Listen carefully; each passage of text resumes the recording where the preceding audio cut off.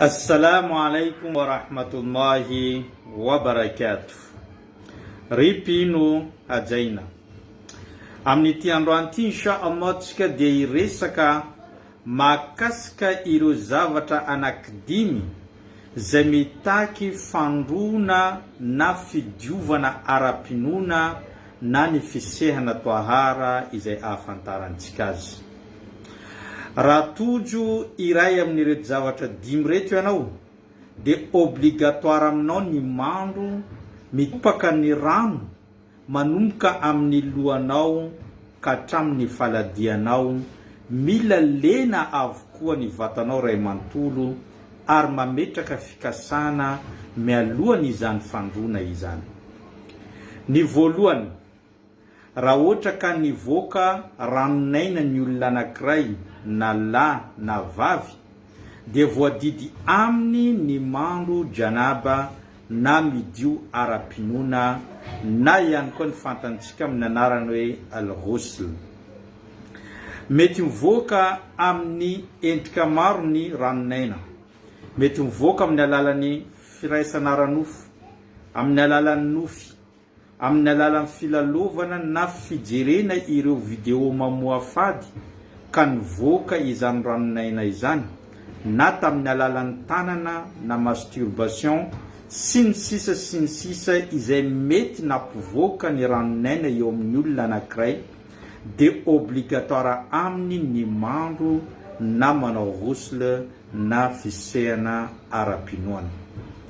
Ny faharoa, raha ohatra ka nifanena ny enatra anankiroa ny lahy sy ny vavy, izany hoe ny mpivady raha ohatra ka nanao firaisana ranofo na ihany koa nampifanena fotsiny ny enatra anankiroa na dia tsy misy aza ny fivoahan'ny ranonaina dia efa obligatoire amin'izy roa ny mandro amin'izay fotoana zay, satria misy hadisy ny mpaminany sallallahu alaihi wasallam miteny manao hoe rehefa mifanena ozy izy ny enatra roa ny mpivady dia obligatoire amin'izy roa reo ozy izy ny mandro ara-pinoana.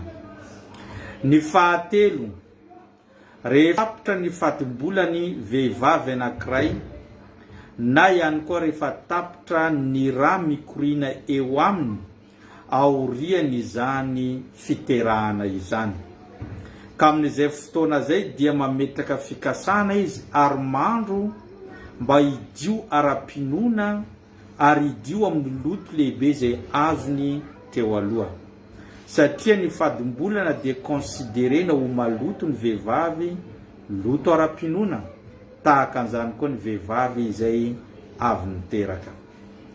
Ny fahaefatra dia rehefa ny olona anankiray hiditra ao anatin'ny finoana islam dia takina aminy ny mandro ihany koa, satria ny fandrony amin'izany dia fidiovana ara-panahy ary manara ny fahotana rehetra izay vitany hatramin'ny nahaterahany mandra-pahatonga ny fotoana izay nidirany tao anatin'izany finoana islamo izany. Ka rehefa mitondraka rano amin'ny lohany izy dia miraraka miaraka amin'iny ny fahotana rehetra izay vitany sy ny fahadisoana aorinan'izay. Ny farany fahadimy, rehefa ny olona anankiray maty dia tsy maintsy sasana ary ampandrona ara-pinoana isika rehetra, satria rehefa maty ny olona anankiray dia lasa enatra ny vatany ary lasa considerena maloto, fa tsy maintsy sasana madio tsara ara-pinoana mba entinao miatrika ny fiainanao am-pasana sy hiverenanao any amin'ny tompo Allah subhanahu wa ta'ala. Ka ireo zavatra anankidimy reo rehefa tonga amin'ny olombelona anankiray dia tsy maintsy mandro izy.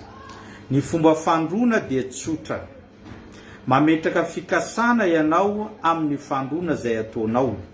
Fikasana ohatra hoe fandrona amin'ny janaba rehefa avy nanao firaisana anao ka hidio, na fandrona fidiovana amin'ilay loto lehibe ny vehivavy tonga fotoana, na ihany koa fikasana fandrora fidirana islam rehefa vitanao ny fikasana dia mitopaka rano anao manomboka amin'ny loha ka hatramin'ny faladia.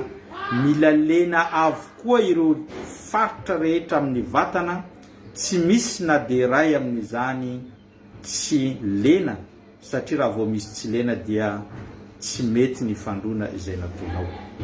Tapitra zay dia madio ara-pinonanao, madio ara-panahinao, afaka manao wudu, manao sola, afaka mandray ny boky masina Qur'anil Karim, ary afaka manao ireo karazana fanompona maro samihafa.